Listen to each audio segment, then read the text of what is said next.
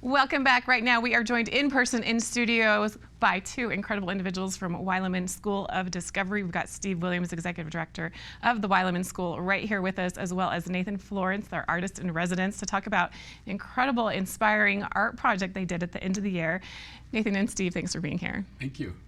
It's exciting to hear more about how the school year has gone, but let's first start with this art project. In fact, Nathan, tell me more about it. Well, the project came out of this project I'm working on with the Utah Museum of Contemporary Art, and they invited me to come in and work with them as on some educational content. And we were working with Meadowlark Elementary down in Salt Lake, and we were trying to think of ways that we could deal with COVID and with what we've all been going through and how that's hit schools and that community particularly. So we came up with a bunch of ideas, and suddenly I was struck by this: how do we memorialize something that's been so hard and so crazy for us that we have in common, and to take something that's become a symbol in good and bad ways, the mask that we're all so used to wearing, and do something with that, sort of celebrate that we don't have to wear it anymore, but also to sort of commemorate what we've been through, sort of memorialize that. And I thought of the prayer flags that are kind of become ubiquitous, right? But this Tibetan prayer flag tradition that is a symbol of strength and compassion and wisdom, that is ideally those thoughts and that become part of, that's spread through the flags, and then ideally spread by the wind and all of that kind of thing. So I thought, wow, what if we used all these colorful masks that we're used to wearing now, and now that we're done with them, what do we do with them? I don't want to, I don't need to keep them. So it'd be great to figure out a way to use that to celebrate and commemorate what we've been through. So each of the students wrote something on the flag with Sharpie. They wrote something that they wanted, a hope for the future, something that maybe came out of this. Maybe some are a memory of something that was lost, or a family member. And we invited the students to come, and they just can loop it over the string like a luggage tag, and so it was a really cool project. But that's where it came out of. Sounds very inspiring. And Steve, when you look back at this past year and you think about all of the challenges, the mask wearing, everything that the students and the families had to deal with, what stands out to you now that the school year ended just last week? I think for me, the big takeaway from this year has been people's capacity to just adjust and adapt to hard things.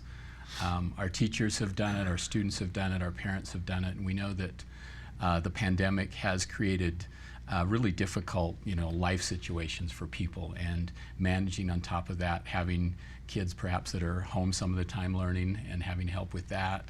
Our teachers who come to school and have their own personal lives to deal with that have been affected by the pandemic, and then having to come in and just manage an increased number of tasks in the classroom with the technology and the emotional struggles that kids have had this year and will continue to have, I think, as we move forward. But I've seen people all over the place rise to that occasion and find new and creative ways to be teachers. And this project that Nathan, he talked with me about this a couple of months ago, is we were contemplating the end of the year, and I just love the idea. And with all of our teachers and Nathan in particular, when they come with a really good idea, we love to get out of their way and let them do it. So it's one of the things I love about the school community that we're a part of. So. Well, and teachers and educators, such as the two of you, it's such a big challenge. I have so much admiration for how you all have handled things and juggled the pandemic during an impossible time. And when I think about the masks and this art installation that you did, really strikes me, masks became a symbol of so much. People hated them. They're restrictive. They cover your face. It's hard to hear. But at the same time, they give us freedom to be able to go to school, to be able to do these things. And it's just such a statement on your part. I'm curious, can you share any of the things that the kids wrote on the masks? Well, there were some there where they would write. I talked to them. I mean, we talked about, of course, the pandemic and the virus all through the year. So I did what was called the COVIDian quotidian, right? The sort of our daily experience with what we were doing. And so the thoughts were things that were as simple as a little something that they were grateful for, time spent with family, you know. And I heard that a lot from students who, you know, I mean, we're busy, and there are, you know, parents are off doing other things and busy with work. And there were a lot of students who were really, excuse me, suddenly were spending more and more time, excuse me, with their families. And so there was a lot of that, a lot of gratitude, a lot of, you know, for that kind of experience. We talked a lot about this idea of things that the virus broke that we can fix in a different way, or we don't fix. You know, people are grateful for flexibility in school, or grateful for, I don't know, just little things like that. But then hope for the future. Glad to see my friends. So grateful to be able to travel. So grateful to not be wearing this mask. There were a couple that were like, I'm so glad to get rid of this, right? That kind of thing. And then some are way down the line. I mean, there were people that were writing things about like, and these are middle school students who are writing, you know, in 25 years, I hope that we don't have to do this again, or something like that. You know, they're looking way into the future about it. So it was very cool to see the range of thoughts that were really sincere. And I feel that the children really taught us, at least for me during the pandemic. I don't know if you noticed this, Steve, but it seemed that they were very resilient. You know, go back to school, wear this mask, okay, absolutely. And they did it. Yeah, absolutely. Right. I feel like the kids sort of took it as something that needed to be done, and then it became, I don't want to say the masks ever became like invisible, but they kind of just went on, and we got through life without even thinking about them too much once we got into the habit. Yeah. But we wanted, I like the idea of putting kind of an end on this, and not just sort of kind of fading out at the end of the school year, but actually putting, I feel like this piece kind of puts a mark on it.